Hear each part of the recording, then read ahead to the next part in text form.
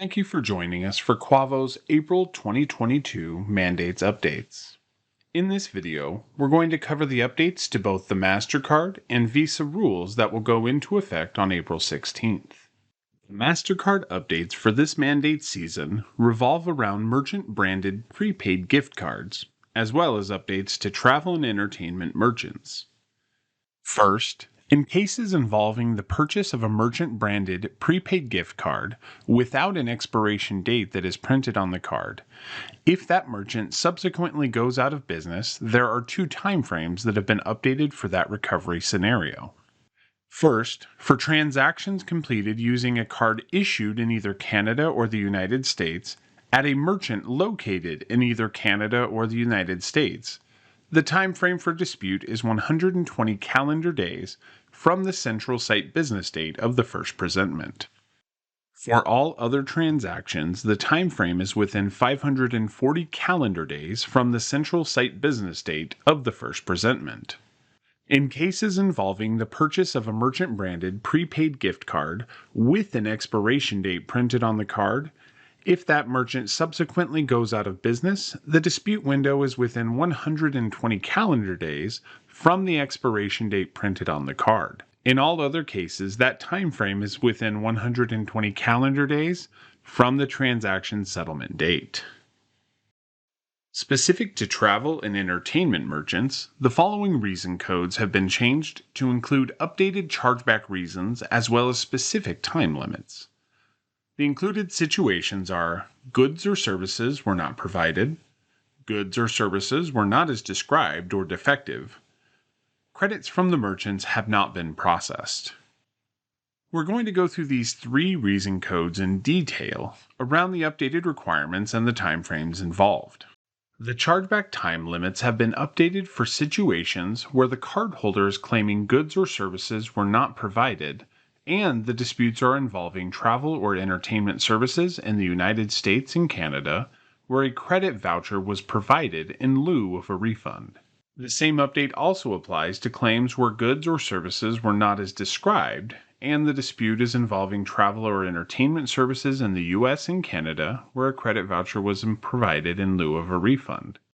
For both the situations, goods or services not provided, or goods or services were either not as described or defective, the following criteria has been updated specific to travel and entertainment service merchants. To qualify for this reason code, the cardholder must contact the issuer claiming the following things: the cardholder engaged in this transaction, the purchased goods or services were not received due to the merchant cancellation, the merchant provided a voucher for future use in lieu of a refund, and that provision of voucher was properly disclosed in the merchant's terms and conditions. The merchant is unable or unwilling to honor the voucher in violation of the voucher's terms and conditions. The second condition for this recovery type is that the travel and entertainment merchants must fall within one of the following merchant category codes. The last change for the Mastercard mandates is around the credit not processed recovery code. If we are going through the credit not processed recovery code, and the transaction is for a travel and entertainment services that were canceled or returned and a credit was not processed, the following conditions have been updated. In this case, both criteria would need to be met. The first criteria is that the cardholder contacts the issuer claiming all of the following: the merchant agreed to provide a refund and failed to process that refund. The merchant failed to disclose its refund policy at the time of the transaction and is unwilling to accept the cardholder's return or cancellation of goods or services. The merchant has not responded to the cardholder's return or cancellation of goods or services. The merchant posted a credit for a reduced amount without proper disclosure. Additionally, to qualify for this, the transaction must be identified by one of the following MCCs. If the dispute met these two criteria, it would then qualify for updated timeframes around travel and entertainment services that were canceled or returned and a credit was not processed. The updated timeframe for this specific scenario is as follows. For transactions completed using a card issued in either Canada or the United States at a merchant located in either Canada or the United States, the dispute must be made within 540 calendar days from the central site business date of the original transaction. For all other transactions, the dispute must be made within 365 calendar days from the original expected delivery or performance date specified by the merchant.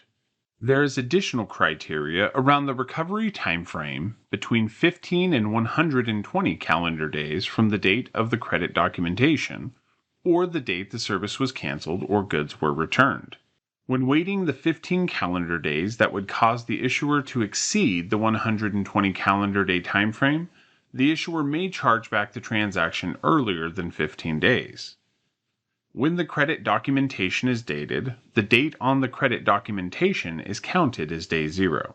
When the credit documentation is undated, the date on the cardholder letter, email, message, or dispute resolution form is counted as day 0.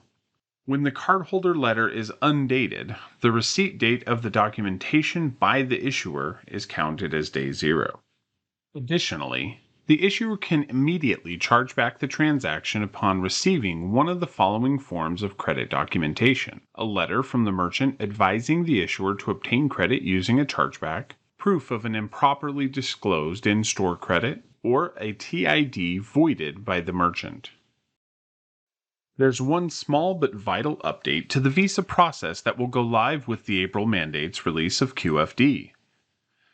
QFD will now be able to accept and recognize 8-digit BIN numbers from cards, on top of accepting 6-digit BIN numbers, which has previously been the industry standard.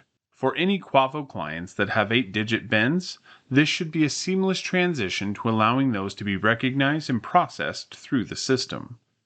For clients that do not currently have 8-digit BINs, this is something that would be turned off behind the scenes and only applied in the future if necessary. This concludes the training video for the April 2022 mandates release of QFD.